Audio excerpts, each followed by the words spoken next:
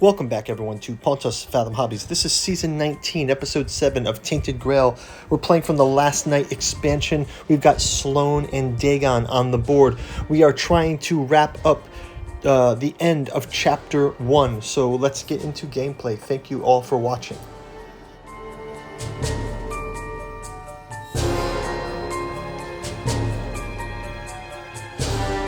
Okay, jumping into round number 7 of Tainted Grail Last Night.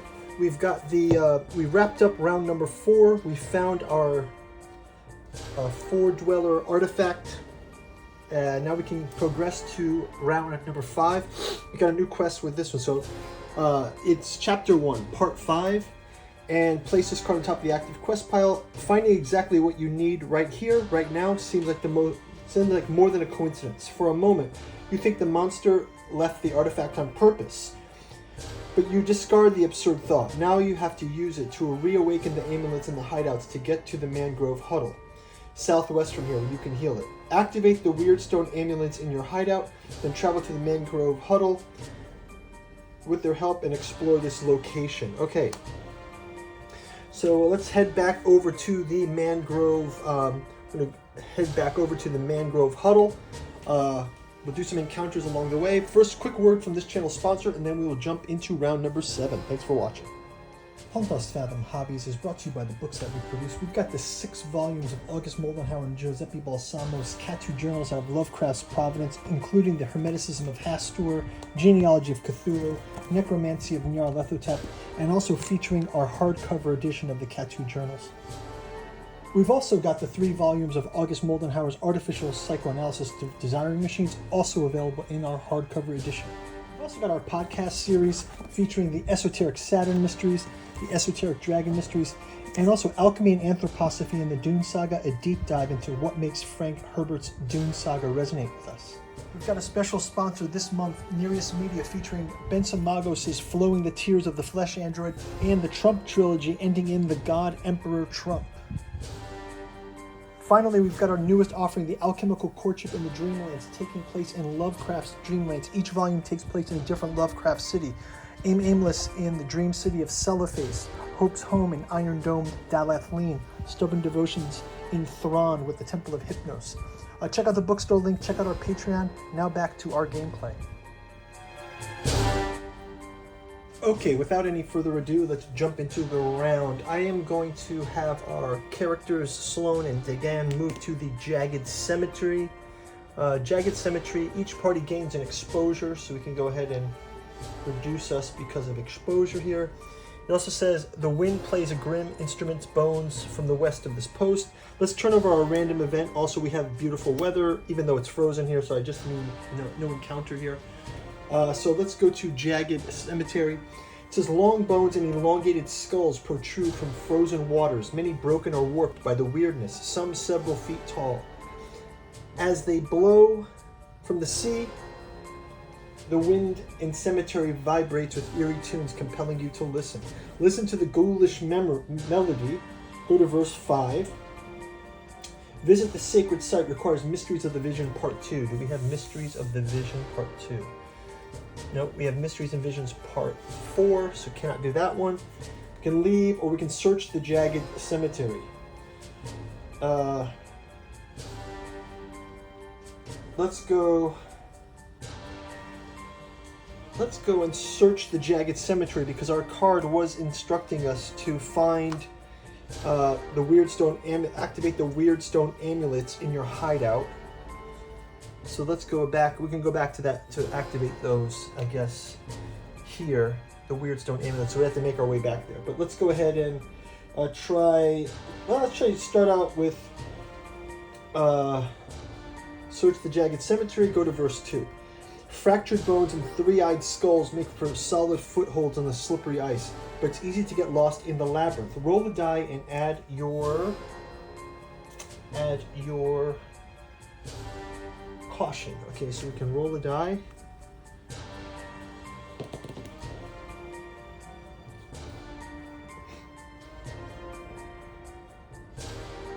Okay,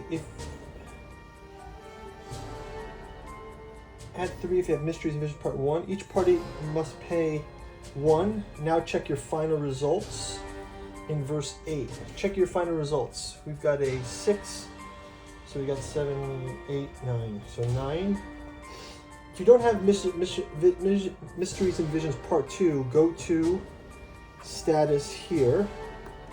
So this is 1,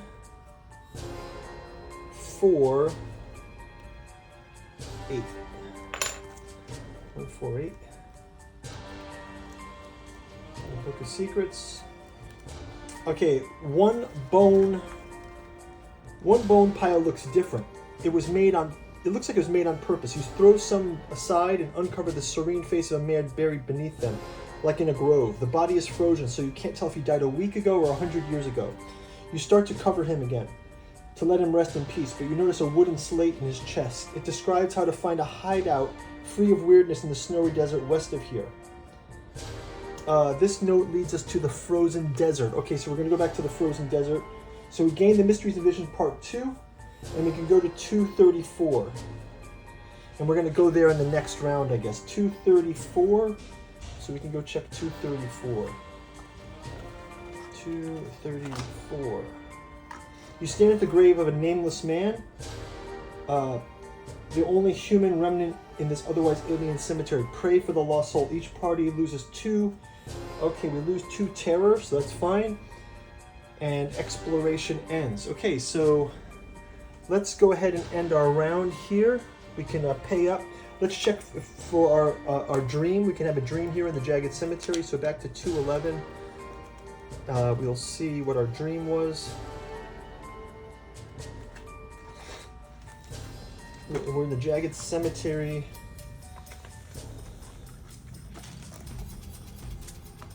So we're going to flip our coin here, and we get a skull. Characters gain 1 exposure, so we'll increase our exposure by 1 more. And let's start the next round. So we're going to go back to the frozen desert. We move into the frozen desert as they instructed us. We did gain Mysteries and Vision Part 1. Can update that. Let me just double check where it was. 148. We gained Mysteries and Vision Part 2. Okay, Mysteries and Vision Part 2. Mysteries and Visions Part 2. I'll just update it later. Here. Okay, let's go to the frozen desert once again. So back where we started, but we can search around some more. Frozen desert. A field of white nettles, a field of white nestled under a high cliff is adorned with broken bridges, chains, and ropes. Everything around you is discolored. Vast snowdrifts. A dim glow in the south reminds you of the frozen forest abundant in game. Follow the clues. Requires Mysteries and Visions Part 2 status. Go to verse 3. So that's what we want to do. We've got that status. Part 3, we'll get our coin here. It is 3, 2, 2. 322. 322.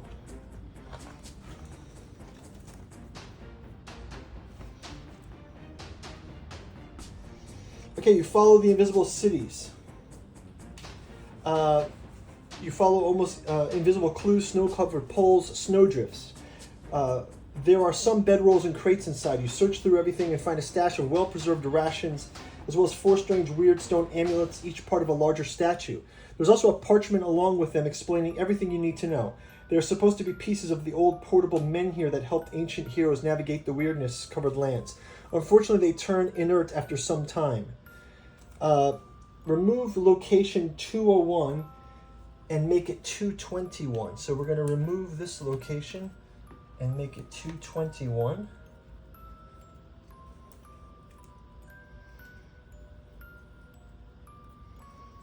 Remove location 201 and replace it with 221, the desert hideout now. So we're going to change it to this one. The one that we're removing was, the back was the frozen desert.